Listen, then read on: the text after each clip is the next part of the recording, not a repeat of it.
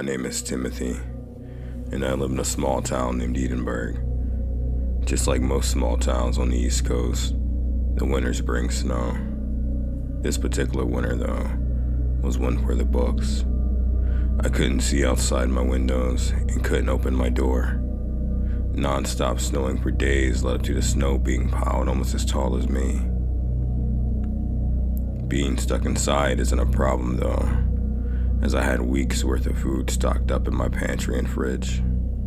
My house is relatively small, about the size of a mobile home. I'm not one to want many materialistic items. It was in the late afternoon when I first heard it. A strange sound coming from the pantry. When I opened it, there was nothing there. Thinking there were mice seeking shelter from the cold, I set out a few traps and then went to go sit on the couch, eventually falling asleep to the sound of nothing. Waking up naturally always feels good, especially after a good nap. One of those naps that leave marks on your body. You know the ones I'm talking about. You usually wake up either even more tired or just feeling lazy. Those are the best. Something was off though. I noticed that my hallway light was on when I woke up. I don't remember leaving it on though. Some nap, I guess. Made me forget what day it was too.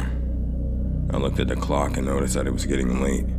Feeling tired enough to lay in bed and watch YouTube. I did just that. Hopped into my pajamas, laid in my bed, turned off the light, and started going down a rabbit hole of YouTube videos, short and long. The beeping of my alarm was going off on my phone that was still in my hand. 6 a.m. already, I thought to myself. Opening the curtains to the window, I was not surprised to see a wall of snow covering it. A sigh left my body as I walked to the kitchen and prepared breakfast for myself. All my bowls are missing. I was looking around the cabinets, the dishwasher, I even checked the fridge and the trash can. To my surprise, even all my silverware was gone. Thinking I was robbed, I looked around the house for things that might have been stolen, checking every room. Nothing else seems to be missing except a picture of me on top of a potato chip rock. Something came to my attention almost immediately. There would be tracks and an opening somewhere around my house to get in. I checked every possible entrance, but it was all covered up with thick snow. My mind was racing until I heard something drop in the attic. I froze and turned around to see that the overhead attic entrance was cracked open. Quickly grabbing a flashlight and a butcher knife from my kitchen, I walked upstairs. Trying to make any type of phone call was impossible right now as the cell towers were down. Opening the attic, I pointed a flashlight at the entrance. Nothing but dust bunnies and cobwebs from what I could see. I dreaded the idea of going in, so unlike horror movie actors, I didn't go inside. I shut the attic and made sure it shut all the way. As I was walking away, I heard a creak from behind me, and I turned. My blood ran cold as a tall, skinny man stood naked in the hallway. And almost immediately, the lights went out and I screamed. A headache was pounding my forehead like a jackhammer. I sat up and looked around. It seems that I was in the attic. I tried moving my arms, but they were stuck to the floor. Same with my legs. They were bound to the floor by some type of sticky substance. Looking around, I noticed that the attic was much larger than my attic. I squinted to see everything. I saw a stack of my bowls, along with one on the ground broken. Forks and knives were stuck in the pillars of wood, along with a bunch of old sewing needles.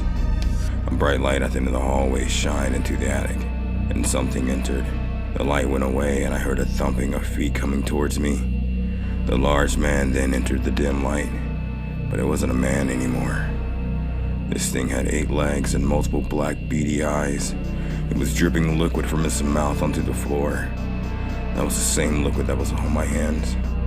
The creature then picked up a bowl and was looking at it. With a blink of an eye, it shot across the attic and grabbed a spoon from off the floor. It then sat down and drooled into the bowl. I was stunned with how fast this creature was. It seemed to be mimicking the way people eat while it ate its web-like slobber. I looked back down at my hands and tried moving them once more quietly. My hands were slowly working their way out of the substance. I looked back up at the creature, and my blood ran cold. The thing was now standing on all its legs, looking at me with a sinister smile on its face. Locking eyes with the creature, it crawled sideways onto the roof and sat down on a large patch of the web liquid, and then opened its mouth to slowly lower a large needle-like tongue down, and then stuck it into the cocoon. The pod began squirming with a muffled scream. A red liquid I assumed was blood filled the creature's tongue. It swallowed faster and faster as I watched in horror until the cocoon was flat. With a swift slash of his arm, the cocoon fell on the ground, exposing an old lady's skinny, pale body. I recognized this woman. It was the old lady that used to live in this house. The real estate agent said that the old lady just got up and left without paying her payments for a few months. They were unable to contact her and then just decided to sell the house again after remodeling. According to my neighbors, I guess the old lady loved to sew and didn't leave the house much in the first place. As quickly as it went up, the creature came down and rushed over to me. It opened its mouth and started drooling the liquid onto me. I opened my mouth to scream, but as soon as I opened it, the creature stuck his tongue into my mouth and began sucking, feeling my insides being removed from inside my body and watching them slide through the needle. My eyes began to roll back. My body got weaker and I fell back. As my back hit the attic floor, I awoke. I was in my bed, back in my house with my phone in my hand. Wiping my forehead, I sighed in relief. It was all just a dream. And then I heard a thump come from the attic.